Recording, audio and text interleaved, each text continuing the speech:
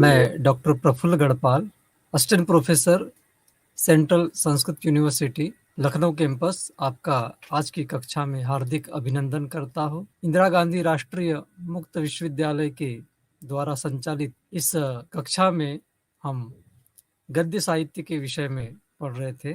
आज हम गद्य साहित्य की इस श्रृंखला को और भी आगे बढ़ाते हुए आपके साथ कुछ महत्वपूर्ण विषयों को साझा करेंगे।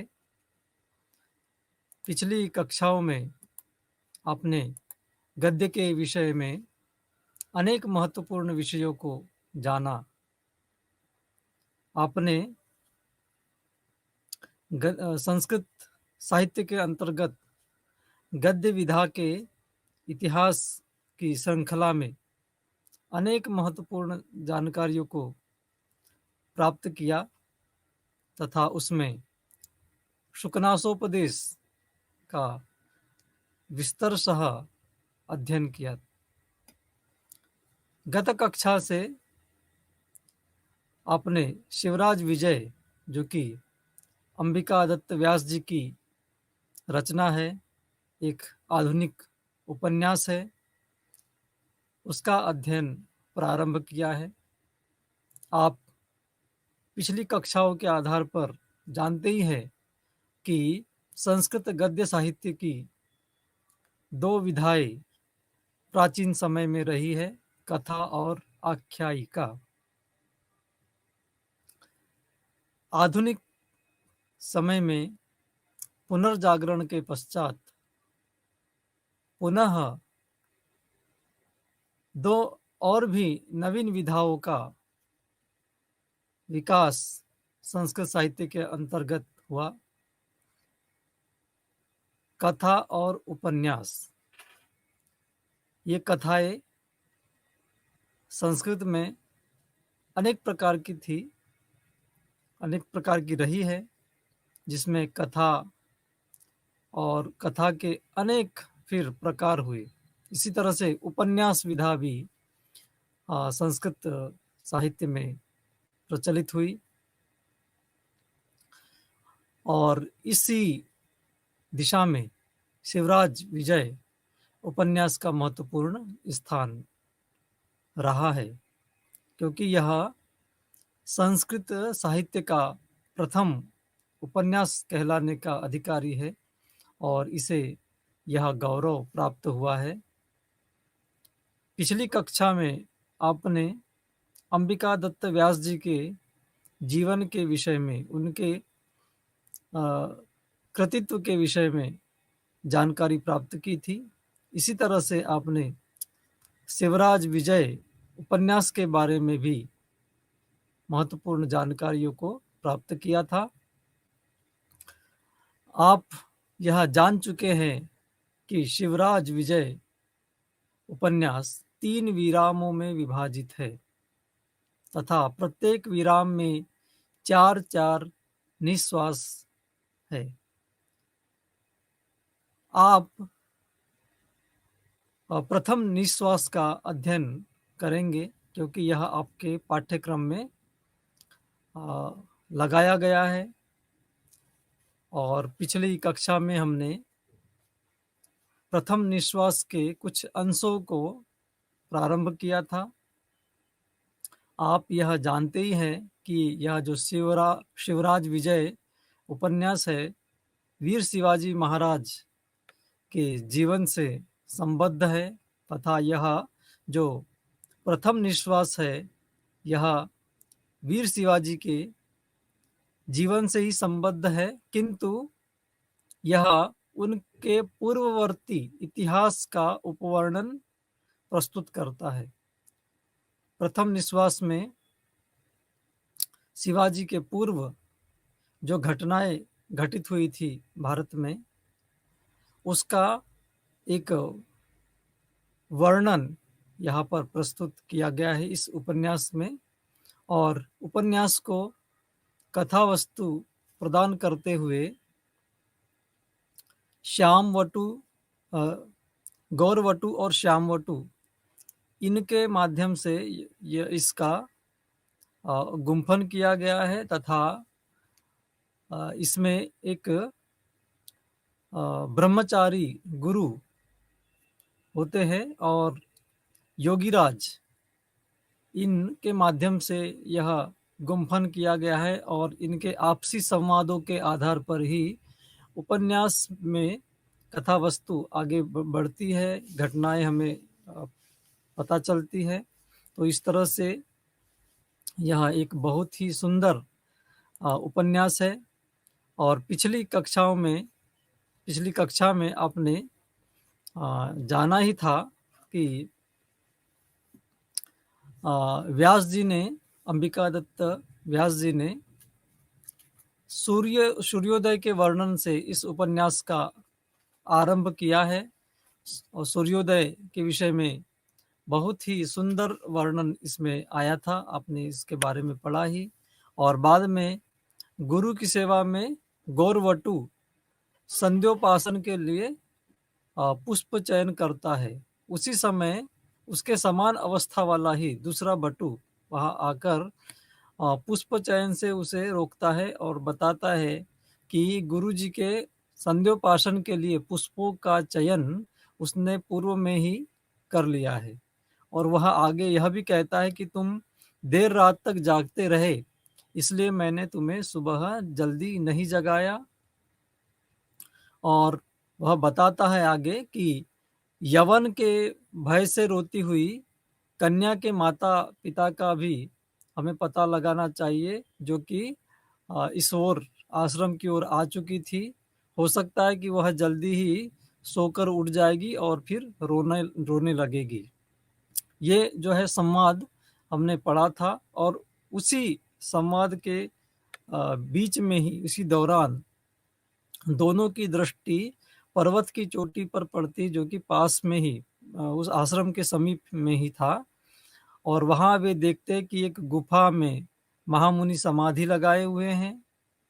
उनके बारे में यह भी प्रसिद्ध है कि वहां समय समय पर ग्रामीण लोग और उस ग्राम के मुखिया वहां जाते हैं और उनकी स्तुति, पूजा, प्रणाम इत्यादि करते हैं। तो ऐसे महात्म्य से युक्त वे महामुनि जो है पर्वत से उतरते हुए गौरवटु और श्यामवटु दोनों के द्वारा देखे जाते हैं। वे मुनि आश्रम पहुंचते हैं और वहां पर उनका विधि विधान से आदर सत्कार किया जाता है। लेकिन वे इसी बीच में वे बालिका का करुण क्रंदन सुनते हैं और उसके विषय में जानने की इच्छा जाहिर करते हैं। इस तरह से ब्रह्मचारी गुरु योगीराज को संपूर्ण घटनाक्रम के विषय में बताते हैं कि किस तरह से एक आश्रम के ही वटु के द्वारा वह कन्या यहाँ पर लाई गई है। इस तरह से यहाँ पर इस कथा का गुम्फन किया गया है और इसी बीच में हमें ज्ञात होता है कि किस तरह से वे जो योगीराज हैं वे बताते हैं कि उस सुदीर्घ काल से वे तपस्या में रत रहे और इस समय की जो परिस्थिति जो दिखाई देती है उनके सामने, वो ये मान के चलते हैं कि यह समय भी विक्रमादित्य का काल है। तब उन्हें बताया जाता है कि यह विक्रमादित्य का काल नहीं है, बल्कि विक्रमादित्य के समय को समाप्त हुए अभी 1700 वर्ष हो चुके हैं। तो इसी प्रसंग को हम पढ़ेंगे। आपको यह ज्ञात होना चाहिए कि वे जो योगी राज थे, वे बहुत लंबे लंबे समय तक अपने योग में लीन रहे और प्रथम बार वे युधिष्ठिर के समय ध्यान में गए और विक्रमादित्य के समय में उनका ध्यान समाप्त हुआ। द्वितीय बार विक्रमादित्य के समय उन्होंने ध्यान लगाया और पुनः फिर जो है वे इस काल में, जिस समय की ये चर्चा हो रही है शिवाजी महाराज के समय की, उस काल में पुनः उनका योग जो है टूटता है। तो इस तरह से ये घटना है और अब हम आगे इसी विषय में पढ़ेंगे। देखिए आप संस्कृत भाषा में जो मूल गद्यांश है उसी को हम यहाँ पर आपके सामने प्रस्तुत करते हैं और आप इसको समझने का प्रयास करेंगे। तदा कर्ण्य कोपज्वाला ज्वलित इव योगी प्रोवाच विक्रमराज्येऽपि कथमेष पातकमयो दुराचाराणाम् उपद्रवः। ततः स उवाच महात्मन् क्वाधुना विक्रमराज्यम् विक्रमस्य तु भारतभुवं विरहय्य गतस्य वर्षाणां 17 शतकानि व्यतीतानि। अभी जो हमने आपसे बात बताई थी कि योगीराज को ऐसा लगता है कि ये जो वो बालिका को जो यवनों ने उठाकर लेकर गए थे, तो उसके बारे में सुनकर क्रोधाग्नि की लपटों में जलते हुए योगीराज कहने लगे, विक्रमादित्य के राज्य में भी दुराचारियों का यह पापमय उपद्रव कैसा। यानी तदा कर्ण्य कोपज्वाला ज्वलित इव योगी प्रोवाच। इस प्रकार से सुनकर क्रोधाग्नि की लपटों में जलते हुए योगीराज बोले, विक्रम राज्ये भी कथमेश पातकमयो दुराचाराणाम उपद्रवः। विक्रमादित्य के राज्य में भी दुराचारियों का यह पापमय उपद्रव कैसा। ऐसा ये योगीराज पूछ रहे, क्योंकि उन्हें लग रहा है कि ये विक्रमादित्य का ही समय है।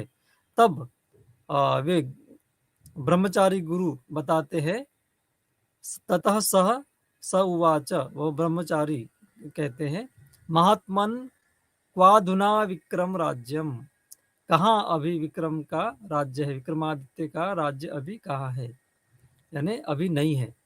वीर विक्रमस्य तु भारत भुवम विरहय्य गतस्य वर्षाणाम 17 शतकानि व्यतीतानि।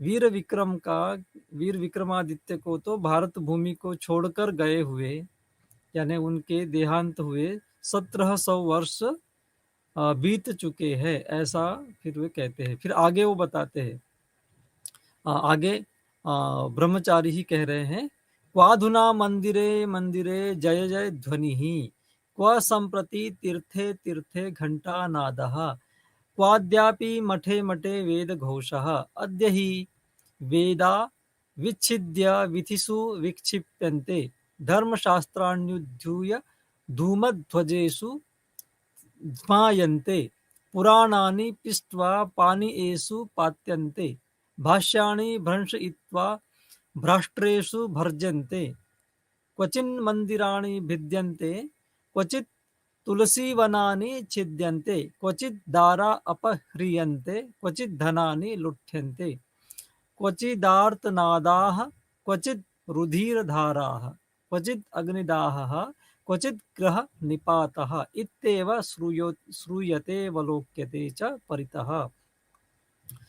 अर्थात अब मंदिरों में जय जय का शब्द कहाँ, आज तीर्थों में घंटा ध्वनि कहाँ सुनाई देती है, मठों में वेदत मंत्रों की ध्वनि कहाँ, आज तो वेद ग्रंथ फाड़कर गलियों में बिखेरे जाते हैं, धर्मशास्त्र के ग्रंथ उछालकर अग्नि में झोंके जाते हैं, पुराण की पुस्तकें पीसकर पानी में फेंकी जाती है, भाष्य ग्रंथ नष्ट कर भाड़ों में जला दिए जाते हैं, कहीं मंदिर तोड़े जाते हैं, कहीं तुलसी के वृक्ष काटे जाते हैं, कहीं स्त्रियों का अपहरण किया जाता है, कहीं धन संपत्ति लूटी जाती है, कहीं करुण क्रंदन है तो कहीं रक्त की धारा, कहीं अग्निकांड तो कहीं घरों का विध्वंस किया जा रहा है।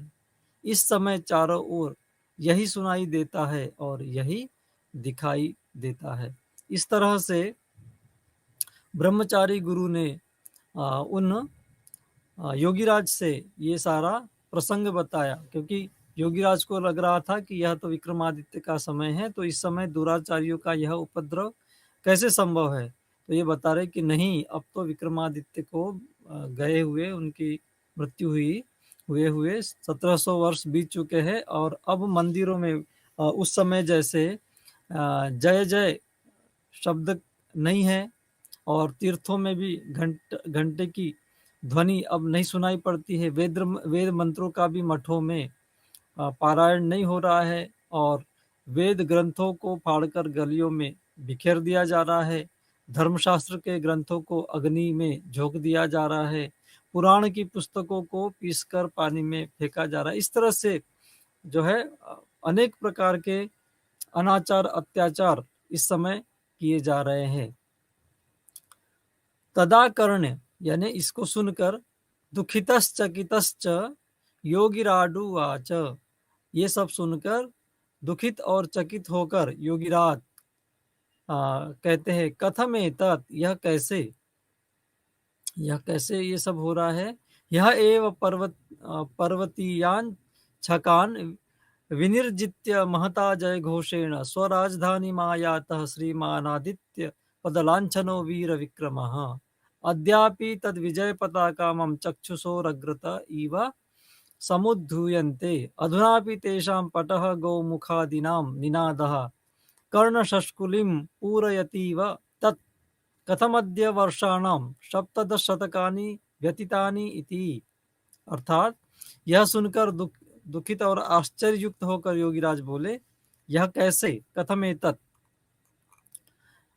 यह एव पर्वतीयान छकान निर्जित्य महता जय घोषेण, इसी बात को बोल रहे कि श्रीमान आदित्य पद से विभूषित वीर विक्रमादित्य अभी कल ही पर्वत प्रांत निवासी शकों को जीतकर महान जय जयकार के साथ अपनी राजधानी आए थे। आज तो मानो उनकी विजय पताकाएं मेरे नेत्रों के सामने फहरा रही है। आज भी उनके नगाड़े, तुरही आदि के शब्द मेरे कर्ण विवरों को भर रहे हैं। तब फिर आज 1700 वर्ष कैसे बीत चुके हैं। क्योंकि ये योगीराज योग निद्रा में थे और अभी थोड़े ही समय पूर्व जागे, तो उन्हें लग रहा है कि यह विक्रमादित्य का ही समय है, और उन्हें आज भी उसकी स्मृति बहुत अच्छी तरह से उनके मनोमस्तिष्क में गूंज रही है। और वो जय जयकार, विजय पताकाएं और नगाड़े, तुरही आदि के शब्द उनके कानों में आज भी गूंज रहे, ये उनको ऐसा प्रतीत होता है। उसी बात को वे यहाँ पर प्रस्तुत कर रहे हैं। ततः सर्वेषु स्तब्धेषु चकितेषु च ब्रह्मचारी गुरुना प्रणम्य कथितम। इस प्रकार से योगीराज के ये वचनों को सुनकर सभी स्तब्ध और विस्मित हो जाने पर ब्रह्मचारियों के गुरु ने प्रणाम करके कहा, भगवन बद्ध सिद्धासनैर निरुद्ध निश्वासैः प्रबोधित कुंडलीकैर विजित दशेन्द्रैर नाहद नाद तंतु मौलम्ब्याज्ञाचक्रम संस्पृश्य चंद्रमंडलम भित्वा तेजः पुंजम अभिगणय्य सहस्रदल कमलस्यान्तः प्रविश्य परमात्मानं साक्षात्कृत्य तत्रैव रममाणैर मृत्युंजयैरानंदमात्र स्वरूपैर ध्यानावस्थितैर भवादृशैर न ज्ञायते कालवेगः तस्मिन् समये भवता ये पुरुषा अवलोकिताः तेषां 50तमोऽपि पुरुषो नावलोक्यते अद्य न तानि स्रोतांसि नदीनां न सा संस्था नगराणां न सा आकृतिर्गिरीणां न सा सांद्रता विपिनानां किमधिकं कथयामि भारतवर्ष मधुना अन्यादृशमेव संपन्नमस्ति। इस तरह से वे ब्रह्मचारियों के गुरु प्रणाम करते हुए योगीराज से कहते, भगवान सिद्धासन लगाकर, सांस रोककर, कुंडलियों को जगाकर, 10 इंद्रियों पर विजय प्राप्त कर, अनाहत नाद के तंतु का अवलंबन करके, आज्ञा चक्र को स्पर्श कर अर्थात ध्यान का लक्ष्य बनाकर, चंद्रमंडल का भेदन करके, सोम चक्र में स्थित महाप्रकाश को तिरस्कृत करके, सहस्रदल चक्र के भीतर प्रवेश करके, पर ब्रह्म का साक्षात दर्शन करके उसी में रमण करने वाले, मृत्यु को जीतने वाले, आत्मा के आनंदमय स्वरूप को प्राप्त हुए ध्यान मग्न आप जैसे योगियों को समय की गति का पता नहीं चलता है। उस समय आपने जिन लोगों को देखा होगा उनकी 50वीं पीढ़ी का पुरुष भी आज दिखाई नहीं देता।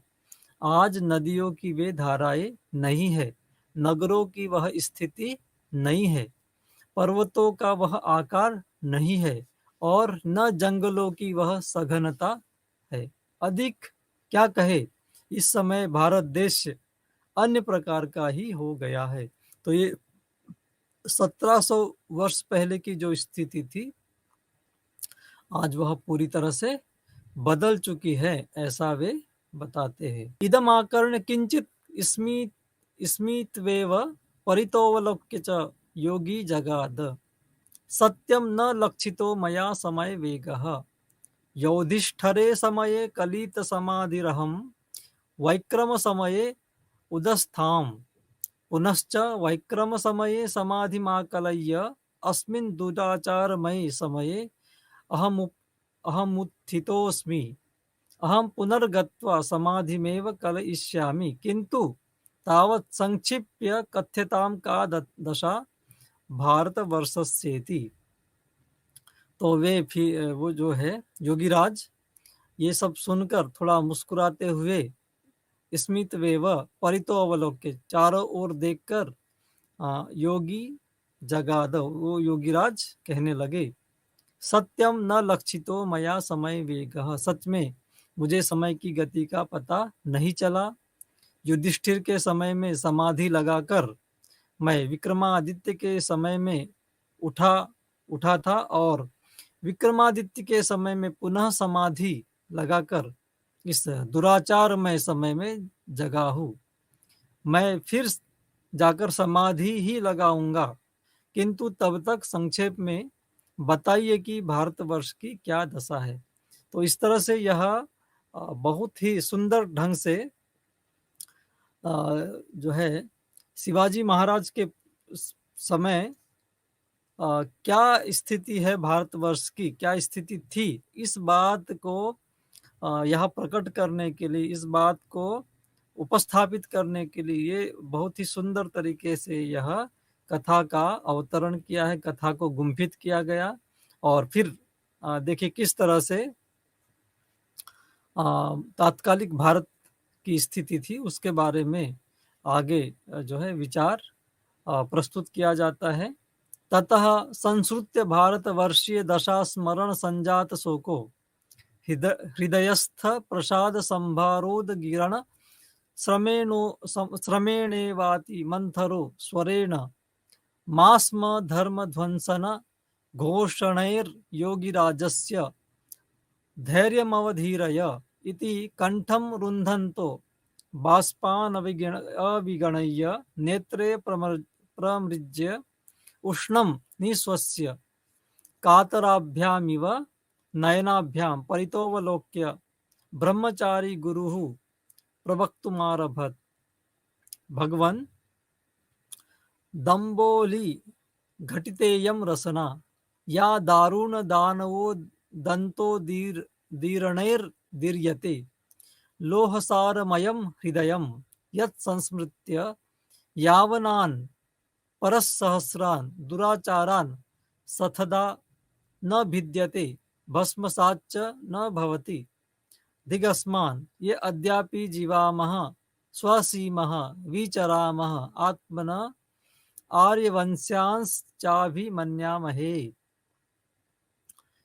अर्थात इसे सुनकर भारतवर्ष की दशा के स्मरण से उत्पन्न शोक वाले ब्रह्मचारी गुरु ने मानो हृदय में स्थित प्रसन्नता को व्यक्त करने के श्रम से अत्यंत धीमे स्वर से धर्म विध्वंस की कथाओं से योगीराज का धैर्य मत डिगाओ, यह कहते हुए गला रूंधने वाले आंसुओं की परवाह न करके आंखों को पोंछकर कहना आरंभ किया। वे कहना आरंभ करते हैं, भगवान मेरी यह जीभ वज्र से बनी है जो भीषण दानवों के वृत्तांत के वर्णन से कट नहीं जाती, अर्थात जो यवन लोग हैं उनके वर्णन से कट नहीं जाती, ऐसा वे कहते कि मेरी यह जीभ है वज्र से बनी हुई है। अगर वज्र से न बनी होती तो इनके वर्णन से निश्चित ही कट जाती, यह इसका भावार्थ है। आगे सुनिए। मेरा हृदय लोहे का बना हुआ है, जो यवनों के द्वारा किए गए हजारों से अधिक दुराचारों का स्मरण कर टुकड़े टुकड़े नहीं हो जाता। लोह सारमयम हृदयम यत् संस्मृत्य यावनान परसहस्रान दुराचारान सतधा न भिद्यते भस्मसाच्च न भवति। इस बात को ये कह रहे हैं इसको। फिर आगे, धिक्कार है हम लोगों को जो आज भी जीते हैं, सांस लेते हैं, इधर उधर घूमते हैं और अपने आर्यों का वंशज स्वयं को मानते हैं। इस तरह से वे जो है योगी ब्रह्मचारी योगीराज से कह रहे हैं। फिर आगे सुनिए। उपक्रमम अमुम आकर्ण्य अवलोक्य च मुनेर विमनायमानं हरिद्राद्रवक्षालितमिव वदनं निपतद्वारि बिन्दुनि नयने अञ्चितरोमकञ्चुकं शरीरं कम्पमानमधरं भज्यमानं च स्वरम् अवागच्छत् सकलानर्थमयः सकलवञ्चनामयः सकलपापमयः सकलोपद्रवमयश्चायं वृत्तान्तः इति। अतएव तत्स्मरणमात्रेणापि खिद्यत एष हृदये तन्नामहमेनं निरर्थं जिग्लापयिष्यामि न वा चिखेदिष्यामि इति च विचिन्त्य मुने विलक्षणोऽयं भगवान् सकलकलाकलापकलनः सकलकालनः करालः कालः स एव कदाचित् पयः पूरितान्यकुपारतलानि मरुकरोति सिंह व्याघ्र भल्लूक गंडक फेरु शश सहस्र व्याप्तान्यरण्यानि जनपदी करोति मंदिर प्रासाद हर्म्य श्रृंगाटक चत्वरोद्यान तडाग गोष्ठ मयानि नगराणि च काननी करोति निरीक्षतां कदाचित् तस्मिन्नेव भारते वर्षे यायजूकै राजसूयादि यज्ञा व्ययाजीषत् कदाचिदेव वर्षवातातप हिमसहानि तपांसि अतापीषत् सम्प्रति तु म्लेच्छैर्गावो हन्यते वेदा विदीर्यन्ते स्मृतयः समृद्ध्यन्ते मंदिराणि मंदुरीक्रियन्ते सत्यः पात्यन्ते सन्तश्च संताप्यन्ते सर्वमेतन्माहात्म्यं तस्यैव महाकालस्येति कथं धीर धौरेयोऽपि धैर्यं विधूरयसि शान्तिमाकलय्याति संक्षेपेण कथय यवनराज्यवृत्तान्तं न जाने किमित्यनावश्यकमपि शुश्रूषते मे हृदयम् इति कथयित्वा तूष्णीम अवतस्थे। इस वृत्तांत को सुनकर ब्रह्मचारी गुरु के दुखी और पीले पड़े हुए चेहरे को देखकर योगीराज समझ जाते हैं कि यह सारा वृत्तांत व्यर्थ है।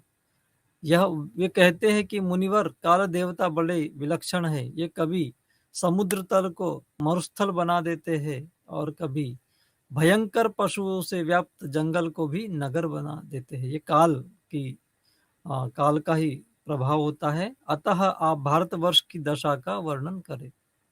तो हम ये पूर्व में जो हमने गद्यांश पढ़ा उसका हम आपके सामने अनुवाद प्रस्तुत करते हैं। इस वृत्तांत को सुनकर ब्रह्मचारी गुरु के हल्दी के रंग में रंगे हुए के समान उदास अर्थात पीले पड़े हुए चेहरे, आंसू बहाते हुए नेत्रों, रोमांचित शरीर, फड़कते ओंठ और लड़खड़ाती हुई आवाज को देखकर योगीराज समझ गए कि यह सारा वृत्तांत अनर्थ, वंचना, पाप और उपद्रवों से परिपूर्ण है। अतः उसके स्मरण मात्र से ही इनका हृदय दुखी हो रहा है, इसलिए मैं इनको व्यर्थ में ही और अधिक दुखी अथवा खिन्न नहीं करना चाहता। यह सोचकर बोले, हे मुनि, सारी कलाओं के निर्माता और सबके संहारक भगवान महाकाल बड़े ही विलक्षण है। ये कभी अथाह जल राशि से भरे हुए समुद्र तलों को मरुस्थल बना देते हैं, कभी हजारों सिंह, बाघ, भालू, गेंडा, सियार, खरगोश से व्याप्त जंगलों को नगर बना देते हैं, और कभी मंदिरों, राजमहलों, अट्टालिकाओं, चौराहों, चबूतरों, उपवनों, सरोवरों और गौशालाओं से भरे नगरों को जंगल बना देते हैं। देखिए, कभी इसी भारतवर्ष में याज्ञिकों के द्वारा राजसूय आदि यज्ञ किए जाते थे, कभी यहीं पर वर्षा, आंधी, धूप और हिमपात सहकर तपस्याएं की गई थी।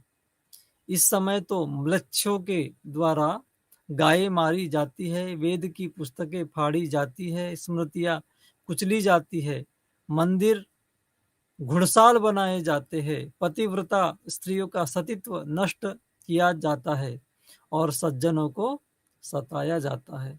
यह सब उसी महाकाल की महिमा है। आप धैर्यशालियों में अग्रणी होकर भी धैर्य क्यों खोते हैं? शांत होकर संक्षेप में यवन राज्य का वृत्तांत कहिए। अनावश्यक होते हुए भी न जाने क्यों मेरा हृदय इसे सुनना चाहता है। यह कहकर योगीराज चुप हो गए, शांत हो गए। तो इस तरह से आपने जो है यवन राज्य की का वर्णन संक्षेप में सुना है। अब हम आगे जो है पढ़ेंगे कि उसके पश्चात फिर वह हम जो है मुनि कैसे आगे बताते हैं कि क्या स्थिति है। अथ सह मुनि भगवन, मुनि आगे कहते हैं, ब्रह्मचारी कहते हैं, क्योंकि योगीराज ने जिज्ञासा प्रकट की कि किस तरह का यवनों का यह राज्य है।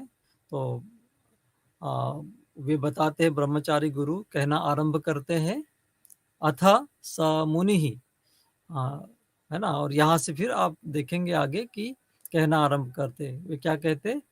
भगवान धैर्येण, प्रसादेन, प्रतापेन, तेजसा, वीर्येण, विक्रमेण, शांत्या, श्रिया, सौख्येन, धर्मेण, विद्यया च। ये सभी तृतीय एक वचन के प्रयोग यहाँ पर हुए हैं।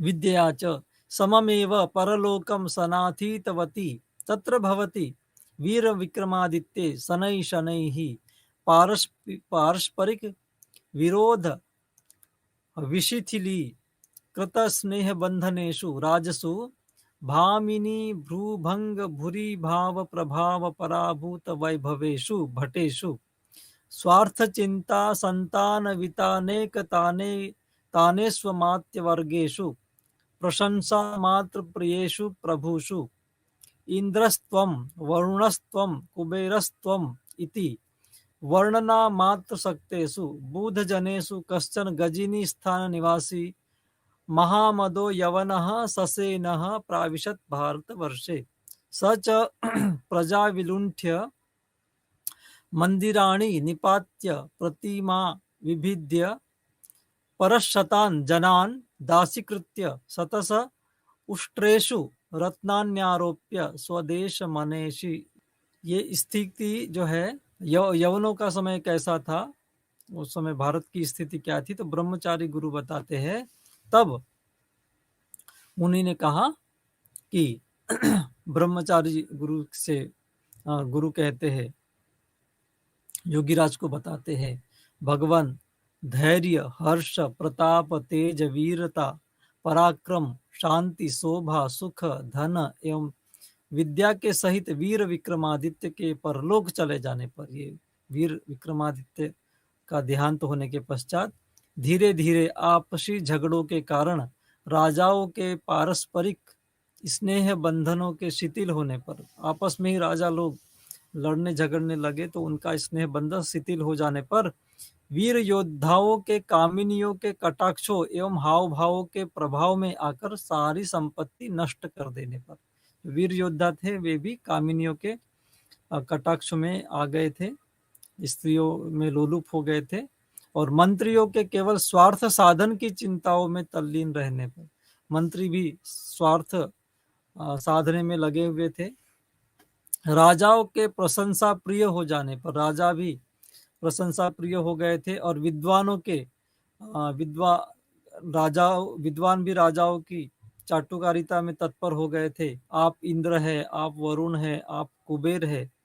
इस प्रकार केवल राजाओं की चाटुकारिता में तत्पर हो जाने पर कोई गजनी यानी गजनी नामक निवासी, गजनी नामक स्थान से महमूद गजनबी जिसको कहते हैं, महमूद नामक यवन सेना सहित भारतवर्ष में प्रवेश किया। ये ऐतिहासिक घटनाक्रम को यहाँ पर अब बताया जा रहा है, वो मुनि के द्वारा, ब्रह्मचारी गुरु के द्वारा बताया जा रहा है कि ये महमूद गजनबी भारतवर्ष में प्रवेश कर गया।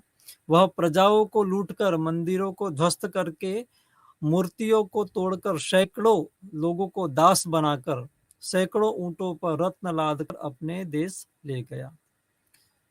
एवं सह ज्ञातास्वाद, आगे हम पढ़ेंगे, एवं स ज्ञातास्वाद पौनः पुण्येन द्वादशवारम आगत्य भारतम अलुलुंठत। इस प्रकार वह जो है लूटने का आस्वाद एक बार लग गया उसके मुंह में, तो 12 बार आकर भारत को उसने लूटा। तस्मिन्नेव च स्वसंरंभे एकदा गुर्जर देश चूड़ायितं सोमनाथ तीर्थमपि धूलिचकार। अद्य तु तत्तीर्थस्य नामापि केनापि न स्मर्यते, परं तत्समये तु लोकोत्तरं तस्य वैभवम् आसीत्।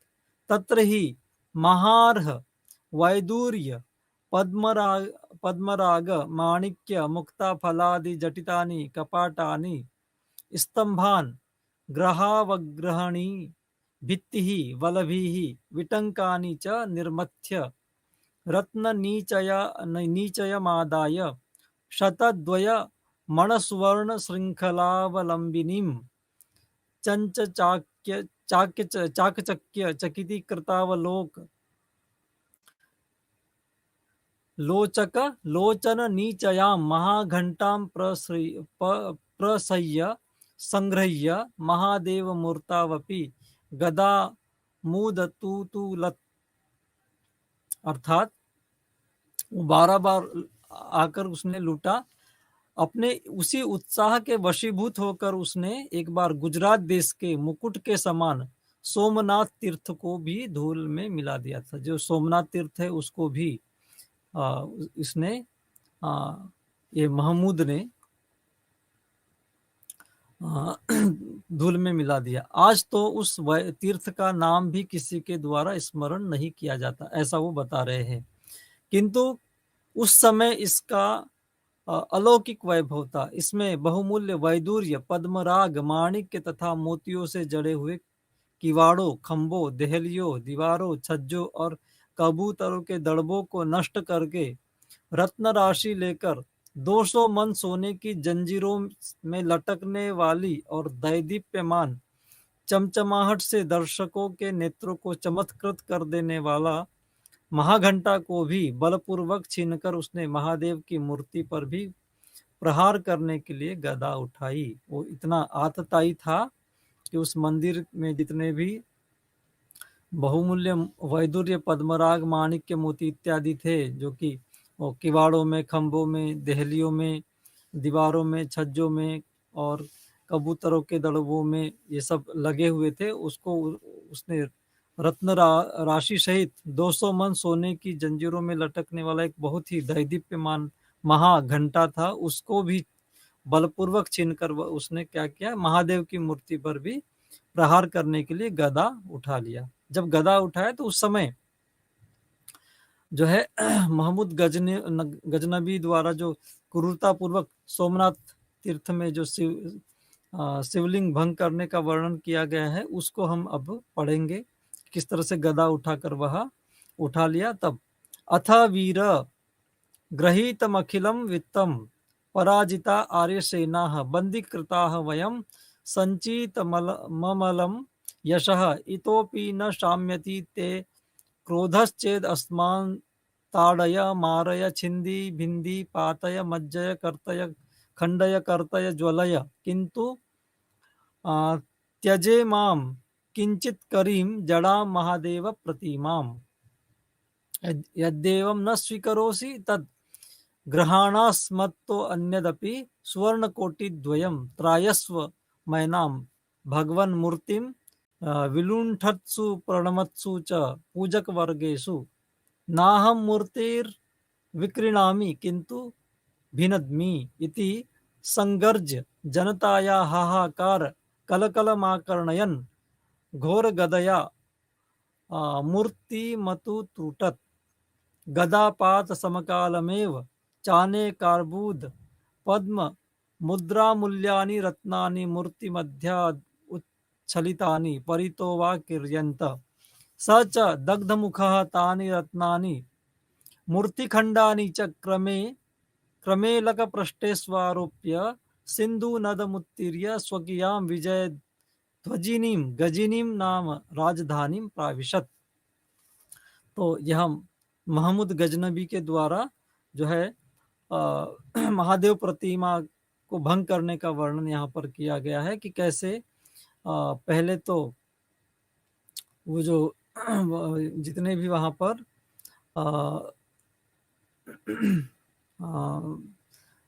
पूजक थे, वहाँ पर पुजारी थे, उन्होंने बार बार रोकर कहा कि हे वीर, तुमने सारा धन ले लिया, आर्यों की सेना पराजित हो गई, हम लोगों को बंदी बना लिया, हमारा स्वच्छ यश अयश कर दिया।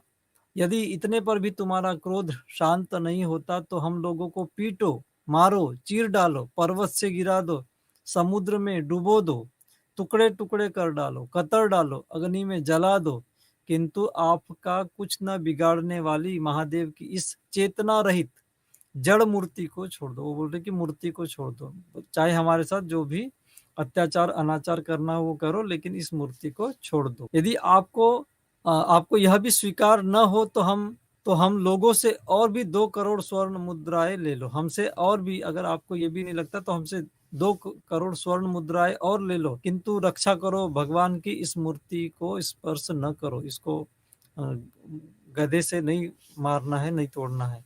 इस प्रकार पुजारियों के बार बार कहने पर, रोने बिलखने पर, पैरों के ऊपर गिरने पर, भूमि पर लौटने और प्रणाम करने पर भी मैं मूर्ति बेचता नहीं हूँ अपितु तोड़ता हूँ। इस प्रकार गरज कर जन समूह के हाहाकार के शब्द को सुनते हुए उसने भयंकर गदा से उसे तोड़ दिया। गदा गिरने के साथ ही मूर्ति में से अनेक अरब पद्म स्वर्ण मुद्राओं के रत्न उछल पड़े और चारों ओर बिखर गए। वह मुंह जला इन रत्नों और मूर्ति खंडों को ऊंटों की पीठ पर लादकर सिंधु नदी को पार करके अपनी विजय ध्वज वाली राजधानी गजनी में प्रविष्ट हुआ। तो ये मोहम्मद गजनबी अपनी राजधानी चला गया था। फिर आगे बताते हैं कि मोहम्मद गजनबी की मृत्यु के पश्चात शहाबुद्दीन का भारत पर आक्रमण हुआ था, उसके विषय में भी अब हम थोड़ा सा जानकारी इसमें आगे प्राप्त करेंगे। अथ कालक्रमेण सप्ताशीत्युत्तर सहस्रतमे वैक्रमाब्दे सशोकं सकष्टं च प्राणान् त्यक्तवती महामदे गौरदेशवासी कश्चित् शहाबुद्दीन नामा प्रथमं गजनी देशमाक्रम्य महामदकुलं धर्मराज शोकाध्वनिनं विधाय सर्वाः प्रजाश्च पशुमारं मारयित्वा तद्रुधिरार्द्र मृदा गौरदेशे बहून् गृहान् निर्माय चतुरंगिण्या निकिन्या भारतवर्षं प्रविश्य शीतलशोणितानप्यशयन् 50-12 दिल्लीमस्वयां बभूव। तत्पश्चात कालक्रम से विक्रम संवत 1087 में महमूद गजनबी की शोक और कष्टपूर्वक मृत्यु महमूद गजनबी की मृत्यु हो जाने पर बड़े शोक और कष्ट से मृत्यु हुई। गोर देशवासी शहाबुद्दीन नामक किसी यवन ने पहले गजनी देश पर आक्रमण करके महमूद के वंशजों को यमलोक के पथ का पथिक बनाकर और समस्त प्रजाओं को पशुओं के समान मारकर उन्हीं के रक्त से गीली मिट्टी से गोर देश में बहुत से घर बनवाकर चतुरंगिणी सेना के साथ भारत में प्रवेश कर युद्ध की इच्छा से रहित भारतीयों को भी तलवार के घाट उतारते हुए 1250 में घुड़सवार सेना के साथ दिल्ली पर चढ़ाई कर दी। तो इस तरह से देखिए कि मोहम्मद गजनवी की मृत्यु होने पर उसने उनके जितने भी वंशज थे उनको मारकर प्रजाओं को भी पशुओं के समान मारकर फिर वहां से अपना राज्य स्थापित करके वो भारत में 1250 में घुड़सवार सेना के साथ दिल्ली पर चढ़ाई कर गया। ततो दिल्लीश्वरम पृथ्वीराजम कान्यकुब्जेश्वरम जयचंद्रम च पारस्परिक विरोध ज्वरग्रस्तम विस्मृत राजनीतिम भारतवर्ष दुर्भाग्यायमान माकलय्या नायासे नो भावमपि विषयस्य वाराणसी पर्यंतम खंडमंडलम अकंटक कीटकीट्टम महारत्नमीव महाराज्यमंगीचकार तेन वाराणस्यामपि बहवोऽस्थिगिरयः प्रचिताः रिंगत्तरंगभंगाः गंगापि शोणीकृता परस्सहस्राणि च देवमन्दिराणि भूमिशात् कृतानि स एव प्राधान्येन भारते यावन राज्याङ्कुरारोप को भूत तस्यैव च कश्चित् कृतदासः कुतुबुद्दीन नामा प्रथम भारत सम्राट संजातः। तत्पश्चात शहाबुद्दीन की नृशंस बर्बरता का वर्णन जो है आगे ब्रह्मचारी गुरु के द्वारा किया जा रहा है। वे बताते हैं कि उसने दिल्ली के सम्राट पृथ्वीराज चौहान है तथा कन्नौज के राजा जयचंद को आपसी वैर रूपी ज्वर से पीड़ित और राजनीति को भूलकर भारत के दुर्भाग्य के समान आचरण करते हुए जानकर दोनों को अनायास ही मारकर समस्त कीड़ों और मैल से अस्पृष्ट अथवा निर्मल महान रत्न के समान वाराणसी यानी काशी तक फैले हुए समस्त जनपद सहित विस्तृत साम्राज्य को अपने अधीन कर लिया। दिल्लीश्वर पृथ्वीराज को भी मार दिया और कन्नौज नरेश जयचंद को भी, और अपने काशी तक के राज्य को अपने अधीन कर लिया। उसने वाराणसी में भी हड्डियों के बहुत से पहाड़ लगा दिए। चंचल तरंगों वाली गंगा को भी उसने रक्त रंजित कर सोन नद बना दिया और हजारों से अधिक देव मंदिर मिट्टी में मिला दिए। भारतवर्ष में यवन राज्य का बीजारोपण प्रधान रूप से उसी ने किया। उसी का एक गुलाम जिसका नाम कुतुबुद्दीन था भारत का प्रथम सम्राट हुआ। इस तरह से वे आगे बात बताते हैं। और फिर आगे हम पढ़ेंगे। तमारभ्याद्यावधि राक्षसा एव राज्यमकार्षु दानवा एव दीनान दीलदलन अभूत केवलम अकबर शाह नामा यद्यपि गूढ़शत्रुर्भारतवर्षस्य तथापि शांति प्रियो विद्वत् प्रियश्च अस्यैव प्रपौत्रो मूर्तिमदीव कलियुगम गृहीत विग्रह इव चाधर्मः आलमगिरोपाधिधारी अवरंग जीवः संप्रति दिल्ली वल्लभताम कलंकयति अस्यैव पताका केकएषु मत्स्येषु अवधेषु अंगेषु वंगेषु कलिंगेषु च दोधूयन्ते केवलम दक्षिण देशे अधुनाप्यस्य परिपूर्णो नाधिकारः संवृत्तः। तब से बताते हैं कि कुतुबुद्दीन से ही आरंभ करके आज तक इन राक्षसों अर्थात यवनों ने ही भारतवर्ष में राज्य किया है। दानवों ने ही दीन भारतीयों की हत्या की। केवल अकबर बादशाही शांति प्रिय और विद्वानों का सम्मान करने वाला राजा था। यद्यपि वह भी भारतवर्ष का गुप्त शत्रु था। इसी का प्रपौत्र यानी नाती आलमगीर उपाधिधारी औरंगजेब, जो मानो मूर्तिमान कलयुग अर्थात शरीरधारी अधर्म ही है, इस समय दिल्ली के सम्राट पद को कलंकित कर रहा है। यानी ये औरंगजेब के समय की स्थिति का वर्णन कर रहे हैं ब्रह्मचारी गुरु। उसी की पताकाएं केकय, झेलम और चिनाब नदियों के मध्य का भाग यानी पंजाब, मत्स्य यानी राजपूताना, मगध यानी बिहार, अंग यानी पूर्वी बिहार और बंग यानी बंगाल और कलिंग यानी उड़ीसा में फहरा रही है। उसी की जो औरंगजेब है उसकी पताकाएं केकय, मत्स्य, मगध, अंग, बंग, कलिंग में फहरा रही है। केवल दक्षिण देश में ही इस समय भी उसका पूरा अधिकार नहीं हो पाया है। इस बात को आगे वो बताते हैं। तो अब हम देखेंगे कि आगे किस तरह से शिवाजी का वर्णन आरंभ किया जाता है गुरु के द्वारा। और वे बताते हैं, दक्षिण देशो ही पर्वत बहुलोस्ति अरण्यानि संकुलस्वास्तीति चिरोद्योगेनापि नायम अशंकन महाराष्ट्र केसरिणो हस्तयितुम साम्प्रतम अस्यैवात्मीयो दक्षिण देश शासकत्वेन शास्ति खान नामा प्रेष्यत इति श्रूयते। महाराष्ट्र देश रत्नम यवन शोणित पिपाशाकुल कृपाणः वीरता सीमंतिनी सीमंत सुंदर सांद्र सिंदूर दान दे दीप्यमान दोर्दंड मुकुट मनिर महाराष्ट्राणाम भूषणं भटानां निधिर्नीतीनां कुलभवनं कौशलानां पारावारः परमोत्साहानां कश्चन प्रातस्मरणीयः स्वधर्माग्रहीलः शिव इव धृतावतारः शिववीरश्चास्मिन् पुण्यनगरान्नेदीय सेवत् सिंहदुर्गे ससेनो निवसति।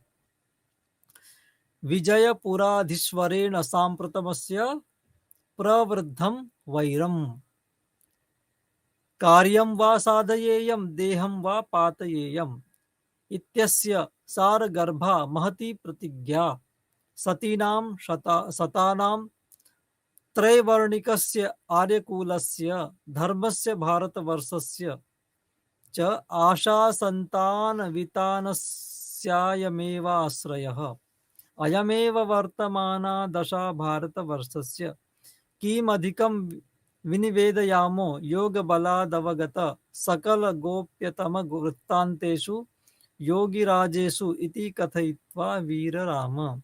फिर गुरु जो है ब्रह्मचारी गुरु शिवाजी का वर्णन करते हुए बताते हैं कि केवल दक्षिण देश में निश्चित ही पर्वतों का बाहुल्य है और घने जंगलों से व्याप्त है। इसी कारण बहुत अधिक प्रयास करने के बाद भी वह महाराष्ट्र केसरी को जीत नहीं सका।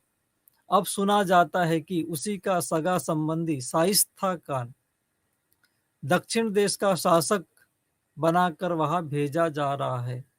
महाराष्ट्र देश के रत्न यवनों के रक्त की प्यासी तलवार वाले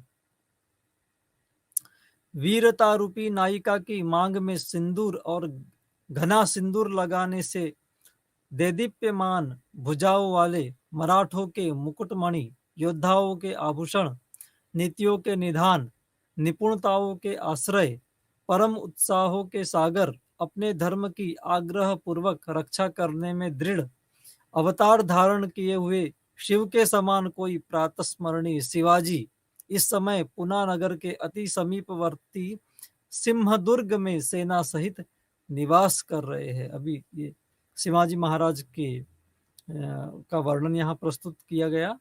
बीजापुर नरेश के साथ इस समय इनकी शत्रुता बढ़ी हुई है और वे उनका प्रतिज्ञा क्या है, कार्यम व साधयेयम देहम व पातयेयम। ये उनकी प्रतिज्ञा है, या तो कार्य पूरा करूंगा या शरीर को नष्ट कर दूंगा। यह उनकी सार गर्भित दृढ़ प्रतिज्ञा है। वह सतियों, सज्जनों, द्विजों, 3 वर्णों वाली आर्य जाति, धर्म और भारतवर्ष की विविध आशाओं के आधार है। भारतवर्ष की यही वर्तमान दशा है। आप योगीराज हैं और योग बल से सारे गोप्य वृत्तांत जानते हैं, अतः आपसे अधिक क्या कहे। यह कर ब्रह्मचारी गुरु चुप हो गए। इस तरह से आप देखिए कि बहुत ही सुंदर ढंग से पूरा ऐतिहासिक वृत्तांत इनके आपसी संवाद के आधार पर यहाँ प्रकट कर दिया गया है। और इस प्रकार शिवाजी के विषय में सुनकर योगीराज वीर शिवाजी का जय घोष करते हैं और उनके मनोरथ को पूर्ण होने का आशीर्वाद देते हैं। तो इस वर्णन को कैसे यहाँ पर प्रस्तुत किया गया है। तदाकर्ण विविध भाव भंग भासुर वदनो योगीराजो मुनिराजम तत्सहचरांश्च निपुणं निरीक्ष्य तेषामपि शिव वीरांगतरंग गतामंगीकृत्य मुनिवेश व्याजेन स्वधर्म रक्षा व्रतीन चोरीकृत्य विजयतां शिववीरः सिद्धयन्तु भवतां मनोरथाः इति मंदम व्याहर्षित। यह वृत्तांत सुनकर योगीराज का मुख विविध भाव भंगितों से खिल उठा। उन्होंने मुनि और उनके साथियों को ध्यान से देखकर तथा ये भी वीर शिवाजी के अंतरंग सहायक लोग हैं और मुनि के वेश के बहाने अपने धर्म की रक्षा में कटिबद्ध है, ऐसा जानकर धीरे से वीर शिवाजी की जय हो, आपके मनोरथ पूर्ण हो, यह कहा। इस प्रकार से यह आगे भी इस विषय में यह प्रसंग चल रहा है और हम आगे की कक्षाओं में जो है इसके बारे में और पढ़ सकते हैं। आपको भी एक जानकारी इसके बारे में प्राप्त हो चुकी है कि किस तरह से जो है भारत की दशा थी और शिवाजी महाराज जो है उन्होंने भारत के गौरव को सुरक्षित रखने के लिए यवनों से संघर्ष किया था। ये सारी बातें जो है हमें योगीराज और सन्यासी गुरु के, ब्रह्मचारी गुरु के पारस्परिक संवाद से ज्ञात हुआ है। आप लोगों ने बहुत ही ध्यानपूर्वक इसको सुना है मित्रों। और आगे आप देखेंगे कि वो जो बालिका, छोटी सी बालिका लाई गई थी उस आश्रम परिसर में, वह किसी यवन के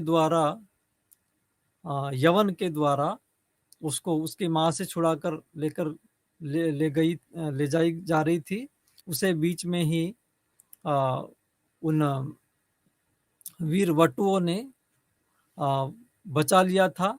और अब इसके आगे आप देखेंगे कि इसी प्रसंग में जब आगे बात चलती तो वो जो आश्रम क्षेत्र है वहां पर कोई यवन आ जाता है और उस यवन से उस छोटी बालिका की रक्षा के लिए जो गौर वटु है, जिसको गौर सिंह कहा गया है, और श्याम वटु यानी श्याम सिंह, ये दोनों बड़ी कुशलता पूर्वक उस बालिका को बचाने के लिए उस यवन